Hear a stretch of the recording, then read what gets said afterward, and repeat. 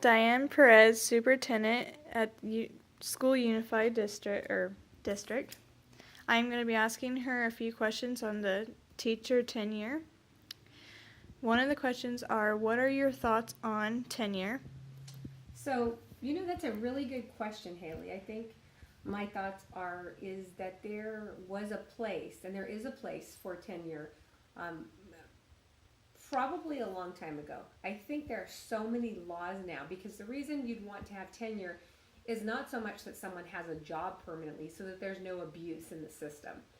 But there are so many state and federal laws that prevent, at least in public workplaces, against, firing, termination without cause, that I don't know if it still needs to be like it is today.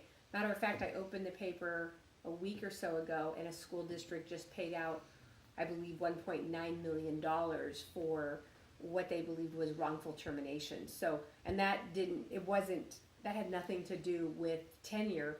The state and federal laws protect us from abuse in the system. So do you think it is positive or negative as it relates to educating our children? I think that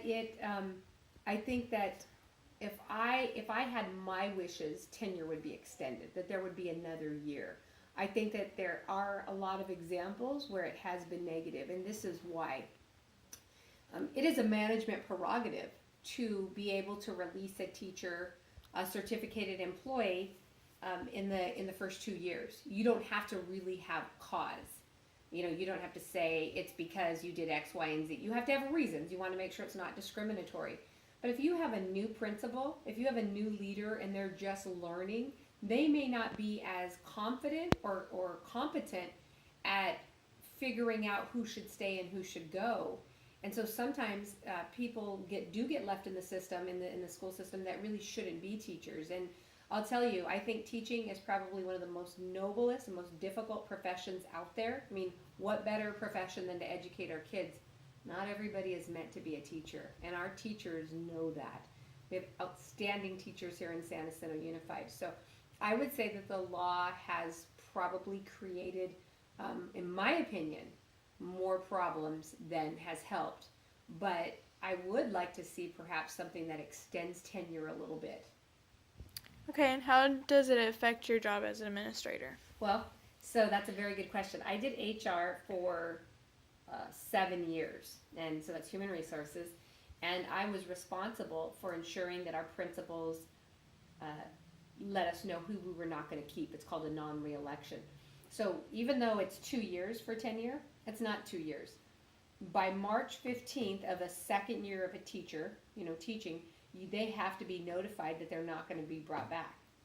That means that the board of trustees already had taken action. So by December or January, which is really only a year and a half, we're having to make decisions on whether we can keep teachers. So it's really not 2 years. By March 15th, they have a notice in their hand, and they already know. So it has impacted us a lot. It forces us to make decisions in December, January, and then if you tell a teacher you're not bringing them back in January, what do you think happens? How do you think they feel in February, March, April, May, June, but yet they're still educating our kids?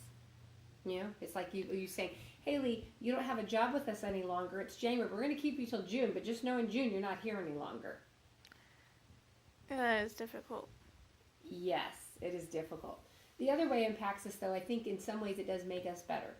Because we then have to ensure our principals are trained, that we're looking together, that we're working together, and that if you're a teacher in a classroom, we have to make sure that you're getting all the support you need to be successful.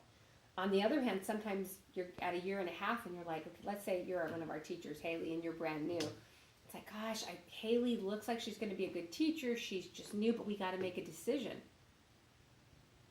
Sometimes the decision is made not to keep you, and it's not because you're not emerging, it's because the time has been too short.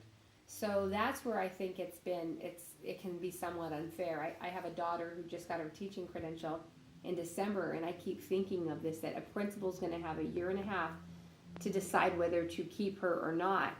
And she'll still be learning and growing. So I just think the timeline has hurt both teachers and administrators and our kids. All right, well, thank you.